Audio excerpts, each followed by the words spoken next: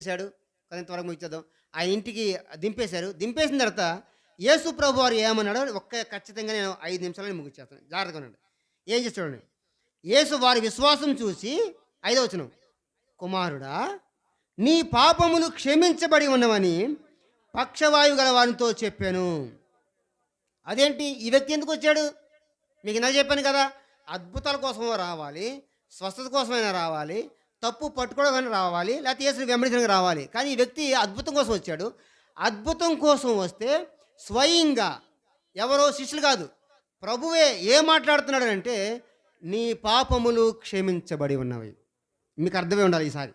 ఈ రోజున స్వస్థత సభలు పెట్టేవాళ్ళు, ఈ రోజున స్వస్థత మాత్రమే నమ్మేవాళ్ళు. అంటే యేసు వాక్యాన్ని నమ్మేం కాదు, యేసు వాక్యాన్ని పక్కకి తీసేసి స్వస్థత మాత్రమే అదొక్కటే ఉంది, దాని కొరకే నన్ను పిలిచాడు అని ఎవరైనా చెప్పగలిగితే ఈ వాక్యం చదివితే అర్థమవుద్ది.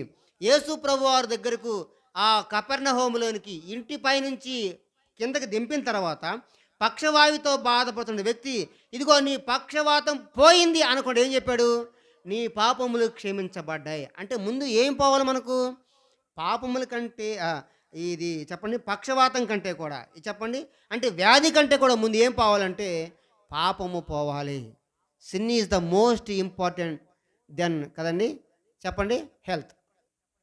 ఆరోగ్యం కంటే కూడా ముఖ్యం ఏం చెప్పండి? ఆత్మీయ ఆరోగ్యం చాలా ప్రాముఖ్యమైనది. ఈ మనిషి పాపముతో నిండి ఉన్నప్పుడు ఈ పాపం పోవాలి, కానీ పాపం పోకుండా ఆరోగ్యము పోయిందనుకోండి ఏమవుద్ది? మరలా పాపంకి వెళ్తాడు. ఆరోగ్యం ఉన్నంతసేపు పాపంకి వెళ్తాడు. అయితే పాపం పోయిందనుకోండి ఆరోగ్యం కొంతకాలం ఉండొచ్చు, కొంతకాలం లేకపోవచ్చు, కానీ దేవుని దగ్గరికి వెళ్ళడానికి ఆస్కారం ఉంటుంది. కాబట్టి ఆరోగ్యం ముఖ్యమే. మీకు అర్థమైందండి? ఆరోగ్యం ముఖ్యమే. ఆరోగ్యం కంటే ప్రధానమైనది ఏం చెప్పండి? రక్షణ, మారు మనసు, పాప క్షమాపణ.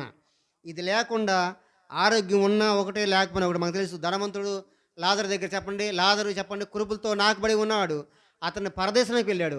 ధనమంతా కలిగి ఆరోగ్యం కలిగిన వాడిగా ఉన్నాడు. ఎక్కడికి వెళ్ళాడు? పాతాళంలోకి వెళ్ళాడు.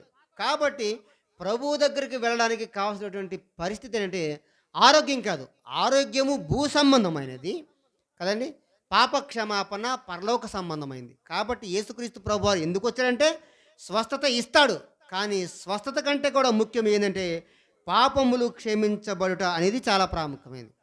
అందుకే యేసుక్రీస్తు ప్రభువారు చెప్పాడు,